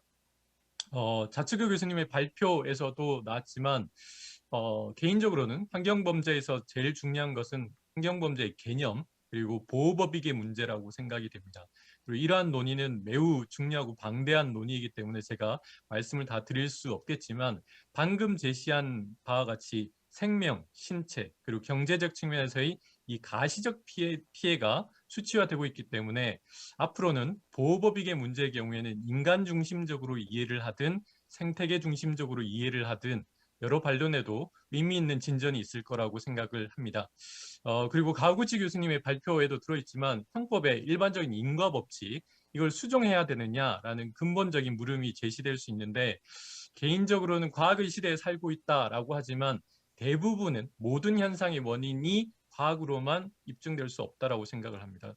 최 소장님 발표하신 가습기 살균제가 바로 이러한 예라고 할 수 있습니다. 그래서 개인적으로는 형법의 일반 원칙과는 조금 거리가 있지만 자연과학적 인과관계가 존재하지만 이게 밝혀지지 못했을 경우에는 이러한 인과관계가 없다라고 볼 것이 아니라 규범적인 측면에서 인과관계를 조금 수정하는 작업이 필요하지 않을까라고 생각을 했습니다. 그리고 이러한 점은 한국이 독일과 달리 적성범 개념을 geeignete Delikt 이걸 채택하고 있지 않기 때문인데, 이게 한국에서는 아까 말씀드린 것처럼 환경범죄단속법에 인과관계 추정이라는 규정을 두고 있습니다. 그래서 개인적으로는 이 조문을 잘 활용하는 것이 환경범죄에 대한 효율적 대처의 시작이라고 할 수 있는데, 이러한 규정에도 불구하고 아까 가우구치 교수님의 ABC 사례는 조금 법리적으로는 해결이 쉽지 않을 것 같다라고 생각을 했습니다. 아시는 바와 같이 한국은 유럽과 달리 지정학적으로 여러 국가가 연결되어 있지 않습니다. 하나의 하천을 따라서 국가가 연결되어 있지 않지만 인접 국가와 해양을 공유하고 있기 때문에 오염물질이 비산되어서 한국으로 오는 경우, 그리고 해양 오염물질은 쉽게 전파될 수 있는 거리에 있습니다. 이런 차원에서 본다면 국제협력의 중요성이 매우 크다라고 할 수 있습니다. 그래서 저는 국제법에 대해서는 문외한이지만 국가 책임을 피상적으로 한번 생각해 볼 수 있지 않을까. 그래서 1차적으로는 국가가 책임을 지고 국가가 다시 국내에서 책임을 묻는 이런 방법으로 갈 수 있지 않을까 막연하게 생각을 했습니다. 그래서 이런 차원에서 보비오 법률 담당관님께 질문을 드리자면, 이게 현실적으로 국가에서 이행입법을 마련하기는 쉽지 않을 거고, 그래서 ICC에서 최근에 로마 규정 75조에 근거해서 배상 명령이 논의되고 있는 것을 들었습니다. 그래서 국경을 넘어서는 환경 범죄에 대해서 이 배상 명령을 활용할 수 있지 않을까라는 생각을 조금 했습니다. 그리고 독일에도 직업 금지가 있고 한국에도 취업 제한 제도라는 것이 있습니다. 그래서 환경 범죄에 대해서 이런 제도, 이런 보완 처분들을 활용하면 어떨까라는 생각을 한번 해봤습니다. 네, 이상 제 토론을 마치겠습니다. 감사합니다. 예, 이성준 교수님 토론 감사합니다. 질문이 한 가지 있지만 그건 또 다음 이원상 교수님 토론 먼저 듣고 한꺼번에 진행하도록 하겠습니다. 다음 이원상 교수님 토론해 주시죠. 예, 감사드립니다. 이렇게 좋은 기회를 주셔서 또 토론할 수 있게 해주셔서 감사드리고요. 특히 오늘 그 발제문을 들으면서 느낀 게 결국 우리가 가지고 있는 어떤 인식의 지평은 똑같구나. 우리가 고민하고 있는 것들도 국가가 틀리던 어떻게 됐든 간에 다 똑같은 위치에 있구나라는 것을 느끼게 되었고요. 또 하나 제가 생각하게 된 것은 내가 지금도 환경을 오염시키고 있구나. 내가 내뱉는 이 공기 하나가 지금 이산화탄소를 발생시키고 있는데 나도 주요 오염원인데 내가 여기서부터 자유로울 수 있을 것이냐라는 생각을 하게 되었습니다. 환경 범죄를 보게 되면은 방금 발제문을 보게 되면은 층위가 여러 가지가 있는 것 같습니다. 그러니까 일반 시민들이나 우리 사람들이 간접적으로나 이렇게 저지를 수 있는 범죄 유형이 있을 것이고, 그 우리가 가습기 살균제 사건처럼 일부 특정한 사람들이 범죄를 저지르는 경우도 있을 것인데, 전자, 즉 우리 일반적인 사람들이 환경 문제와 관련해서 우리가 알게 모르게 저지르는 범죄에 대해서는 사실은 이 부분이 더 심각할 수 있는 것 같습니다. 왜냐하면 환경에 대한 문제가 내 문제가 아니기 때문에, 즉 지금과 같은 감염병 상황에서 코로나 사태도 내 옆에서 누가 죽지 않으면 굉장히 먼 나라 이야기로밖에 안 느껴지거든요. 즉 아까 봤던 그 법무부 장관인가요? 그 환경부 장관인가 이분처럼 나라가 잠겨봐야지 이게 환경에 대한 어떤 문제나 이런 것들을 인식하게 되지, 화산이 폭발해봐야지 자연이 얼마나 두려운가 이런 것들을 인식하게 되지, 바로 내 옆에서 이런 것들이 터지지 않게 되면은 범죄에 대해서 심각하게 인식을 안 하게 된다는 것이죠. 저도 똑같다라는 것이죠. 그러다 보니까 이것이 우리가 하는 행위 자체가 아까 농담처럼 말씀드렸지만 이 자체가 범죄라고는 되어 있지 않지만 실질적으로는 자연에게 실질적인 범죄를 저지르는 것이 아닌가 그런 생각을 해보게 되었습니다. 다만 그렇다고 해서 우리 형법이 진짜 손을 놓고 있어야 되는 문제냐라고 했을 때 저도 계속해서 주장하는 게 보충성의 원칙이나 최우수단성의 원칙, 형법이 가능하면은 적게 개입을 해야 되고 최후로 개입을 해야 된다라고 주장을 하고 있지만 지금 같은 환경 상황을 보게 되면은 과연 보충성 원칙이 충족된 것이 아니냐. 그러면 이제 형법이 들어가야 될 타이밍이 아니냐 이렇게 보게 되고요. 문제는 형법이 투입된다고 하더라도 이 환경에 대한 오염 문제를 해결할 수 있을 것이냐 이게 오히려 더 문제가 되지 않는가라는 생각을 하게 됩니다. 아까 우리 가와우치 교수님께서도 말씀해 주셨고 우리 최 활동가님께서도 말씀해 주셨지만 이것이 법률적인 문제로 오게 되면은 인과관계나 이런 부분은 아직까지 근대화의 기획에 잡혀 있기 때문에 인과관계가 인정되지 않을 수 있다라는 것이죠. 그 소리는 무엇이냐면 형법이 투입됐다라고 하더라도 결국은 이것이 결과범으로 되고 침해범으로 된다라고 했을 경우에는 결국은 형법이 적용될 수 없다. 즉 형법이 제 기능을 할 수 없는 문제가 발생하게 된다라는 것이죠. 그렇게 되면 우리 형법은 앞으로 갈 수밖에 없지 않습니까? 결국은 추상적 위헌범의 형태로 이 문제를 다루어야 될 텐데 그렇게 되면 이 추상적 위헌범의 형태에서 우리 형법이 개입을 했을 때에 어느 정도까지 우리가 개입하고 어느 정도 범위까지를 우리가 처벌을 해야지만 되는 문제. 그 다음에 거기에 대해서는 책임에 대해서는 우리가 또 어느 정도까지 지워야 되는 문제. 이런 것들을 우리가 이제 고민을 해야 되는 단계인데 일단은 형법이 보충적이어야 된다라고 고민을 안 해버리게 되면은 결국은 보충성이 충족돼서 형법이 투입되었을 때 우리가 실질적으로 할 수 없는, 손쓸 수 없는 그런 문제가 발생하게 되지 않을 것이냐. 이런 것들을 좀 더 우려하게 되었습니다. 그리고 우리가 환경에 대한 문제는 지금 우리의 담론은 환경 범죄가 발생했을 때 이것을 우리가 어떻게 처벌하고 어떻게 해결할 것이냐라고 하는 부분에 일단은 초점이 맞춰져 있는데 조금 더 앞당겨서 환경을 오염시킬 만한 오염원들이 생기지 않게 하는 것. 예를 들어서 우리가 만드는 플라스틱 같은 경우에도 요즘에는 그렇게 많이 되고 있지만 즉 친환경적인 부분으로 설계 단계부터 이게 생산 단계부터 환경에 오염된 오염원이 아예 생산되지 않도록 여기에 우리가 어떤 노력을 기울여야지만 우리가 실질적으로 기능을 할 수 있게 된다. 그렇게 되면 형법은 2단계부터 일단 개입을 해야 될 어떤 그런 문제성이 있다라는 것이죠. 예를 들어서 최근에 이제 한국에서는 투명 페트병을 분리수거해서 버리지 않으면 과태료를 물게 됩니다. 그래서 아파트마다 투명 페트병은 무조건 분리를 해야 되거든요. 그럼에도 불구하고 저희 아파트를 보면은 분리를 안 합니다. 왜? 과태료 처분이기 때문에 과태료 처분을 받아도 아파트가 받지 내가 받지 않거든요. 근데 이 문제가 만약에 벌금 20만 원이다 아니면은 형벌이다라고 하게 되면은 여기에 대해서 우리가 분리수거하는 거에 대해서 아무 생각 없이 버리게 될 것이냐 이런 것을 생각해 보게 됩니다. 즉 형법이 들어왔을 때에 즉 이것이 가지고 있는 일반 예방적 기능을 우리가 무시할 수 없는 차원이 있다라고 하면은 우리가 형법이 가지고 있는 어떤 그런 근대적인 기획 어떤 우리 형법이 가지고 있었던 기존의 우리 인권을 보호하기 위한 장치들이 현대적으로 재해석돼서 우리가 기능할 수 있는 어떤 그런 영역들을 우리 학자들이 좀 더 고민을 하고 노력을 해야 되지 않을까. 그게 이제 예방형법의 모습이 됐던 뭐 적대형법의 모습이 됐던 어떤 모습이 될지 모르겠지만 거기에 대해서 우리가 손 놓고 있는 것이 아닌 적극적으로 논의를 해야 될 타이밍이 아닌가라고 생각하게 되었습니다. 그래서 특히 우리 최 활동가님께서도 그것을 보면 저도 굉장히 가슴 아파하는 것이 이 가습기 사건인데 여기에 대해서 우리가 결과가 발생하고 그다음에 수많은 사람들이 목숨을 잃었지만 결국은 우리 형법은 여기에 대해서 제대로 대답을 못 해주고 있었거든요.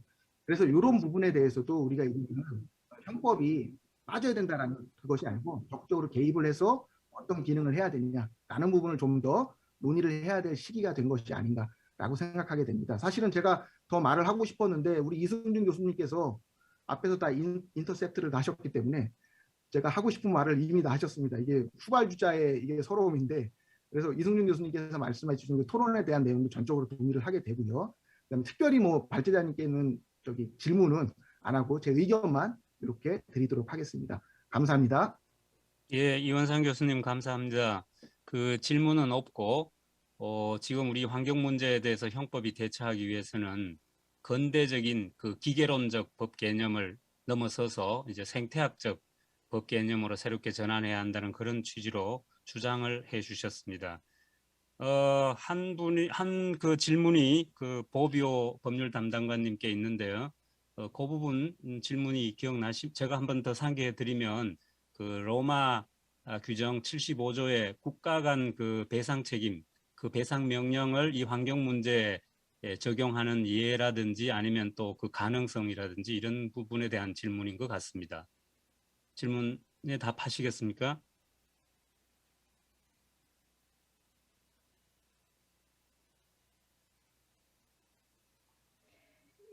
If I may, so 그러니까 ICC가 어떤 국가에게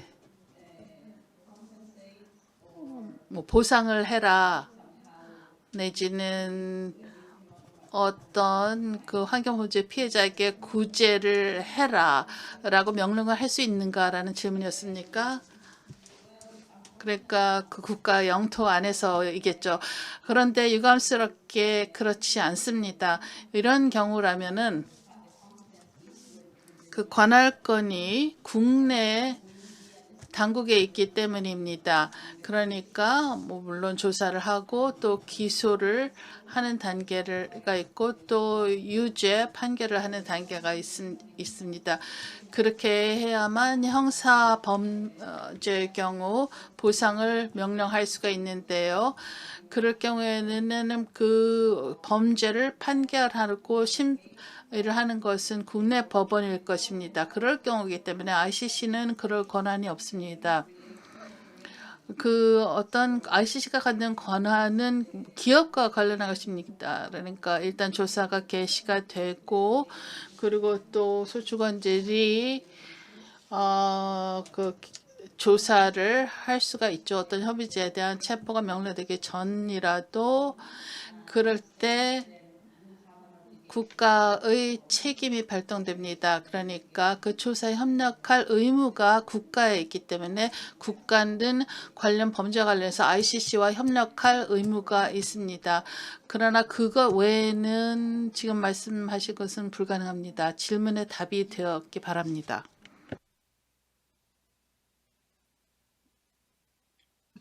예, 제가 생각하기에는 충분히 답이 된 것 같습니다. 지금 우리 예상 시간이 6시 40분에 마치도록 되어 있는데 딱 5분 정도 남은 것 같습니다. 혹시 이제 제가 알기로는 여기 유튜브 생중계가 된다고 하는데 그 시청하시는 분이 질문으로 들어오거나 이런 일이 있을 수 있습니까? 우리 전체 총괄하시는 분들 이런 이제 국제 회의를 해보면 질문을 방청석에서 하는 일은 거의 없는 것 같은데 혹시 우리 한 5분 남은 이 기회에 그 발제자 중에 어느 분이 이 마지막 그 찬스를 서시면서 피날레를 장식해 주실 수 있을까요? もしよろしければ 예, 만일 괜찮으면은 제가 한 가지 질문을 하겠습니다. 아까 모피오 법률 담당관께 여쭈고 싶은데요. ICC에서 처벌하는 경우에 대해서는 역시 환경 문제에 관해서는 명확한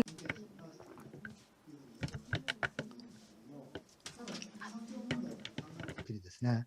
いわゆるその故意犯の処罰だけで十分 있느냐 없느냐 했을 때 고의에 대한 어떤 처벌이 충분하냐. 그러니까 그 고의가 있는가 없는가. 고의가 있다고까지는 얘기를 못하지만 그 어떤 순수한 과실이라기보다는 환경에 대한 그 영향에 대해서 무관심했던 경우 같은 경우에 독일어의 그라이티비리히 같은 경우에 대해서는 예를 들어서 현행 범위에는 고의 안에 안 들어갑니다. 그런데 모두가 무관심하다라는 것이 사실은 굉장히 중대한 결과를 초래하는 경우가 많이 있지요. 그렇기 때문에 저는 뭐라고 할까요? 환경 문제와 관련해서 그 처벌을 하는 경우에도 반드시 그것이 고의 행위에만 한정을 두는 것이 아니라 무관심하다라든가 그것도 무관심 행위도 고의와 과실의 중간 정도의 단계에 넣을 필요가 있지 않을까 생각하는데 그 점에 대해서는 어떻게 다른 분들 어떻게 생각하시는지요?